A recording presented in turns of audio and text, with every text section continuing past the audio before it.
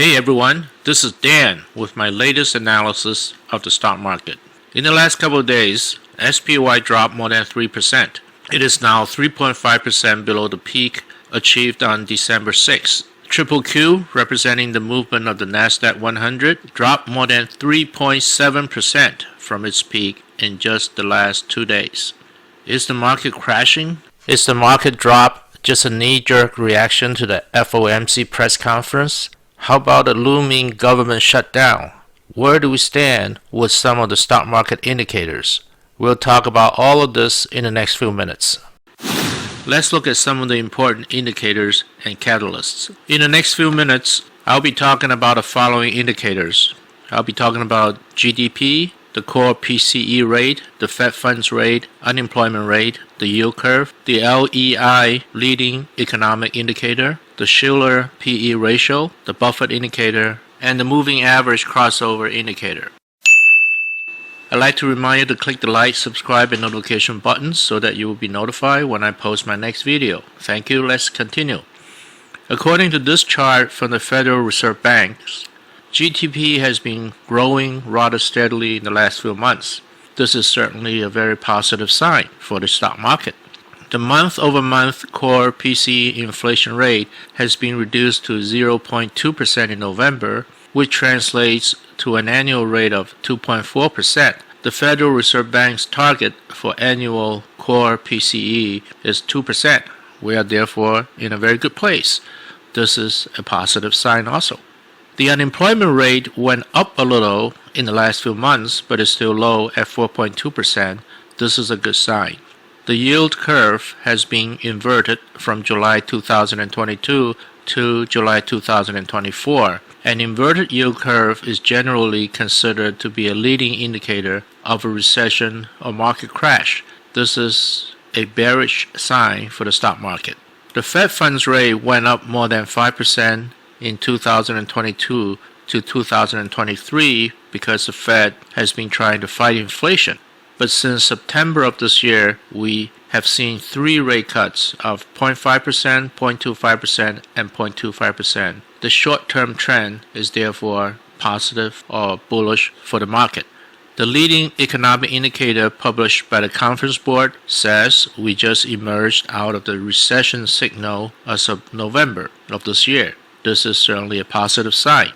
If you're curious, these are the components of the Conference Board Leading Economic Indicator. I don't want to bore you with all the details here. If you're interested, please take a screenshot of the page and look at it later on.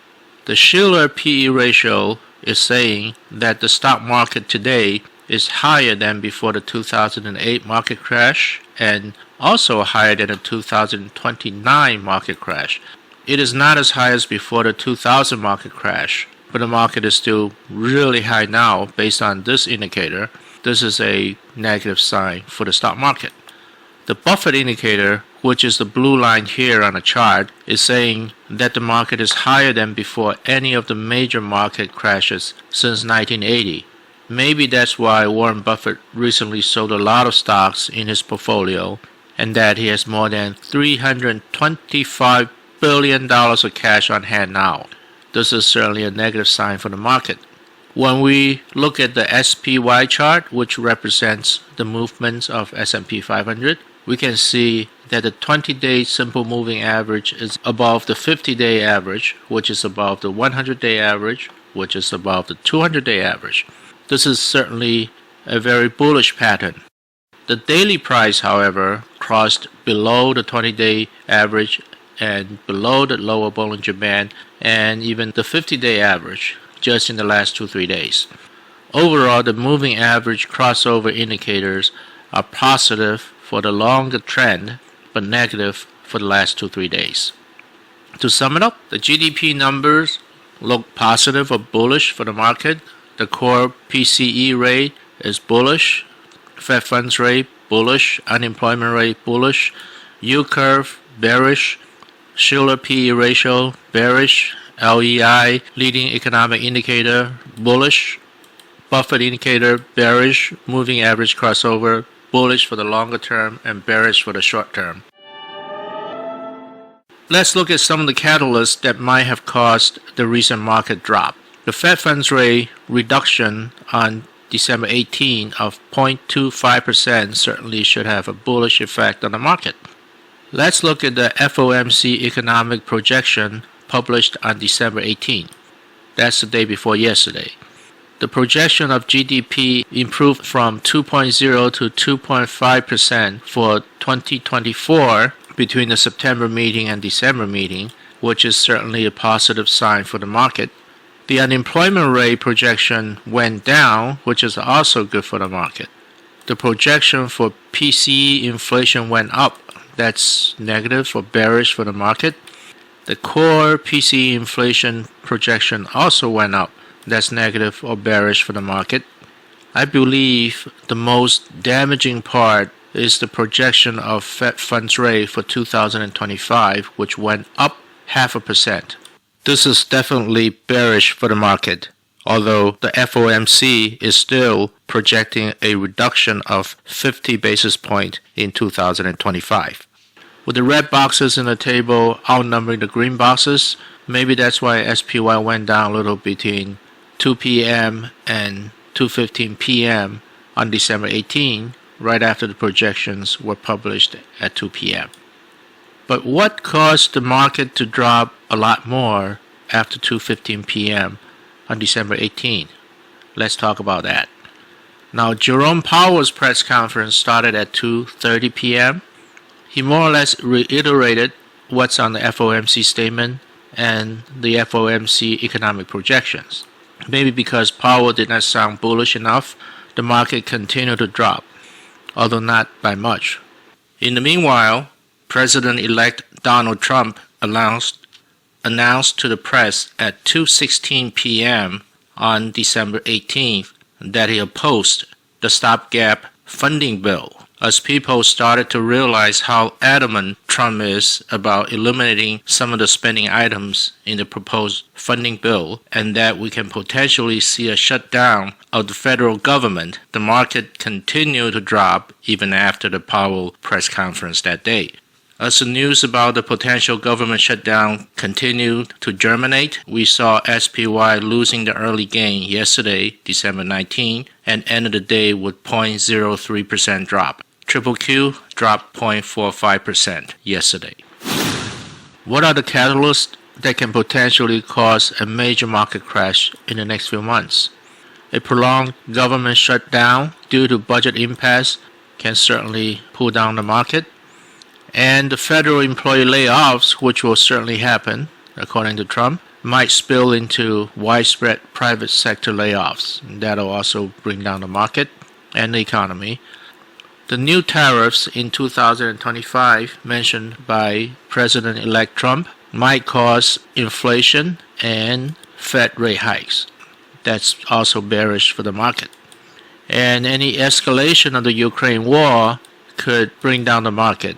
One of the worst case scenarios might be that if Russia is going to detonate a nuclear bomb underground as a quote test unquote to demonstrate their resolve as far as not settling, then that could certainly crash the market.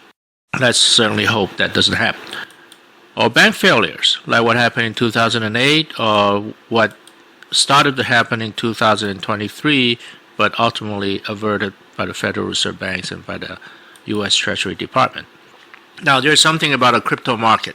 If you look at the price changes of the various instruments between December 17 and December 19, SPY dropped 3.6%, QQQ dropped 3.9%, gold dropped only 1.6%, but Bitcoin in those 2 days dropped 9%.